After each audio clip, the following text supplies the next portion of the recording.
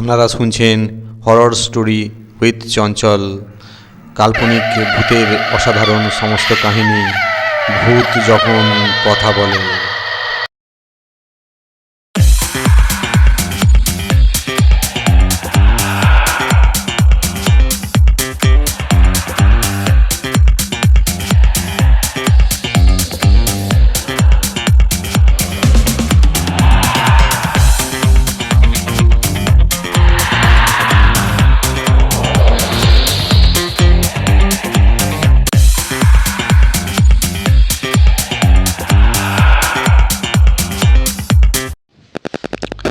নমস্কার বন্ধুরা, আশা করি আপনারা সকলে ভালো আছেন।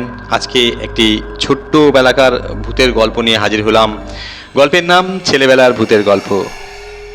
আমরা তখন বেশ ছোট ছিলাম। আমরা বলতে আমি, বোন আরতি ও কাকার ছেলে বুবনের কথা বলছি। আমাদের যৌথ ফ্যামিলি, অর্থাৎ বাবা, কাকা, জ্যাঠা আর অনেকে একসাথে একই বাড়িতে থাকতাম। জানালার ফাঁক দিয়ে ভোরের আলো আমার বিছানায় এসে পড়েছে। ভাবছি আর কিছু সময় শুয়ে থাকলে কেমন হয়। এমন সময় উঠোনের দিক থেকে মংলু কাকার গলা শোনা গেল। মংলু কাকা রোজ সকালে মাছ দিতে আসে আমাদের বাড়িতে। কালো পাথরের স্ট্যাচুর মতো মজবুত তার শরীর, মাথায় ঝাঁকড়া চুল, থাকে জেলে পাড়ায়। উঠোনের কাছে এসে উঁকি দিয়ে দেখলাম তার বাঁশের খাঁচায় কোনো মাছ নেই। তাকে দেখে মনে হলো সে বেশ উত্তেজিত। তার চোখ দুটো জবা ফুলের মতো লাল। বাবা উঠোনে এসে বললেন, মংলু, তোমার মুখে আর সারা শরীরে দাগ কিসের গো? মংলু কাকা বাবার কথা থামিয়ে বলল, কথা ঠিকই বলেছেন, এগুলো আঁচড়ের দাগ। হিংস্র ঠিক জানোয়ারের মতো, কিন্তু জানোয়ার নয়। কি বিভৎস তাদের চেহারা। বাবা অবাক হয়ে বললেন, তাহলে? আরতি ও বুবুন ঘুম থেকে উঠে চলে এসেছে উঠোনে। তারা মগলু কাকার দিকে ঝুঁকে দাঁড়িয়ে আছে সে কি বলছে শোনার জন্য। মগলু কাকা আবার বলতে শুরু করলো, কাল ছিল অমাবস্যা। অন্য দিনের মতো কাল সন্ধ্যায় আমিও বুধু খাওয়া দাওয়া সেরে বাড়ি থেকে বেরিয়ে পড়ি। আকাশ বেশ গম্ভীর। সন্ধ্যা থেকে অল্প অল্প বৃষ্টি পড়ছে। ভরা কোঠাল। মাছ ধরার ডিঙিটা বাঁধা আছে মোটা দড়ি দিয়ে খালের মোহনায় শাওড়া গাছের সঙ্গে।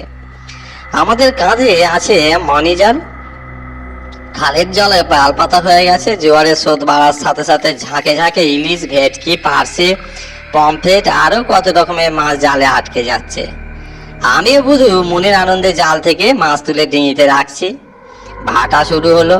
জাল তুলে ডিঙিতে রাখলাম। বড় বড় দুটো বাঁশের খাঁচা ভরে গেল মাছে। লগি ঠেলে ডিঙি তীরে এলো মাছ ভর্তি খাঁচা দুটো নিয়ে গেলাম খাল পাড়ে। রাতের অস্পষ্ট অন্ধকারে মনে হলো এক ঝাঁক লোক শ্যাওড়া গাছ থেকে নেমে আসছে। প্রথমে মনে হচ্ছিল হয়তো চোখের ভ্রম। ছায়ার মতো লোকগুলো আরো কাছে এলে তাদের দেখে আমি ভয়ে কাঁপতে লাগলাম। বুধু আমার একটা হাত যে জড়িয়ে ধরেছে তা কিছুতেই ছাড়ছে না। আমি মাটিতে ধপাস করে বসে পড়লাম। বুধু আমার বুকের উপর মাথা রেখে নরণচরণ। আমি ঠিক মরার মতো শুয়ে পিটপিট করে তাকিয়ে দেখছি নিজের মাথার খুলি ঘাট থেকে হাতে নিয়ে একটা ঝা মূর্তি আমার দিকে এগিয়ে এলো বলতে বলতে, খুব শীত করছে, গরম গরম লাল চা খাবো।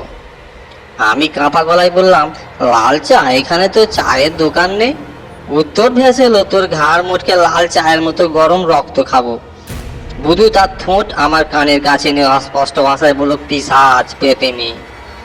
একটা কঙ্কাল এসে বাঁশের খাঁচা থেকে মাছ বের করে খাচ্ছে আর বলছে, কি মিঠা। ভাবলাম মেছো ভূত, তা না হলে কাঁচা মাছ খাবে কেন? শতবার মতো শাড়ি পরা এক মহিলা আমার গা ঘেঁষে দাঁড়িয়ে বলল, চিনতে পারিসনি আমাকে? আমি খেদি, রঘুবাগদির বউ। আমি বলতে যাচ্ছিলাম, সে তো কবে মরে ভূত হয়ে গেছে, সেবার বন্যার জলে ডুবে। কিন্তু নিজেকে অনেক কষ্টে সামনে নিয়ে বললাম, আচ্ছা। সে বলল, আগে ছিলাম রঘুবাগদির বাড়ির গিন্নি, এখন হয়ে গেছি শাকসিন্নি। গোপ নেই কিন্তু লম্বা দাঁড়িয়ে আছে। চেনা চেনা মনে হচ্ছে, ঠিক যেন আমাদের গ্রামের আক্তার মিয়ার মতো। সে কিছু দূরে দাঁড়িয়ে হাসছিল দেখে বুঝলাম ঠিক ভেবেছে আক্তার মিয়াই তো। পীরের কাছে দীক্ষা নিয়ে এসে বিভাগী হয়েছিল জানি। তাকে দেখে মনে কিছুটা সাহস পেলাম। তার পাশে দাঁড়িয়ে খালি গা, মাথায় টিকি, গলায় পৈতা, খরম পায় আমাদের পুরুতমশাই না? মনে আছে ঝেঁপে বৃষ্টি এসেছে, ছাতা মাথায় হেঁটে গ্রামে মেঠো পথ দিয়ে একদিন যাচ্ছিলেন তিনি।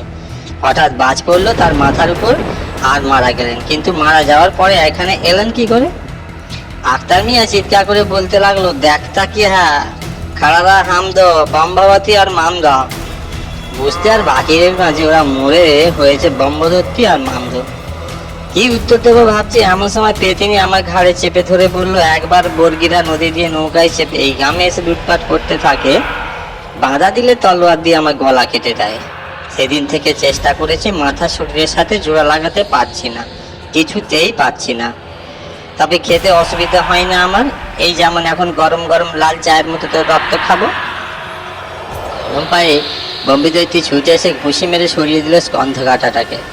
দূরে দাঁড়িয়ে খ্যাংরা, নুলো, মোটা ভূত, ট্যাঙা ভূত, মেটে ভূত, কালো ভূত, সাদা ভূত, আরো কত রকম ভূত আনন্দে নাচছে ঘুষির আঘাতে স্কন্ধ কাটাকে মুখ থুবড়ে পড়ে যেতে দেখে। ব্রহ্মদত্তি বলল, আজ শ্যাওড়া গাছে আমাদের মিটিং ছিল। বুধু সাহস করে বলল, মিটিং? ব্রহ্মদত্তির চোখ দুটো আগুনে গোলার মতো জ্বলছে। সে গড়গড় শব্দে বলল, মানুষেরা কি চালাক, তারা খুন, চুরি, ডাকাতি কত অপরাধ করে, প্রকৃত অপরাধীকে আড়াল করার জন্য আমাদের ঘাড়ে দোষ চাপিয়ে দিয়ে বলে ভুতুড়ে কাণ্ড।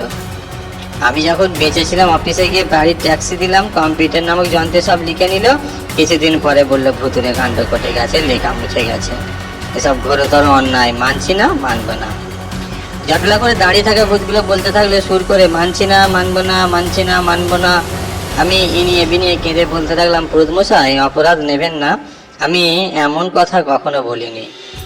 ব্রহ্মদত্তি গর্জে উঠল, পুরুত কিরে? আমি ব্রহ্মদত্তি, সকলকে বলে দিবি কেউ যেন আমার বদনাম না করে। এখন আমি ভূতের দলের সভাপতি আক্তার মিয়া, অর্থাৎ মামদো সম্পাদক। যদিও ছেলেবেলা ভূতের গল্প, তবুও মনে আছে আমি লক্ষ্য করিনি আরতীয় বুবুন ভয় পেয়ে কখন আমার দিকে সরে এসে মগলু কাকার কথা শুনছিল। বাবাকে সব সময় মনে হতো খুব রাগী মানুষ, কিন্তু মগলু কাকার মুখে ভূতের ঘটনা কথা শুনে কেমন যেন মিজে গেলেন। মাকে দূর থেকে বলতে শোনা গেল, ভূতের ছোঁয়া মাছ না এনে ভালো করেছিস, মাছের সাথে যদি ভূত চলে আসতো, রাম রাম।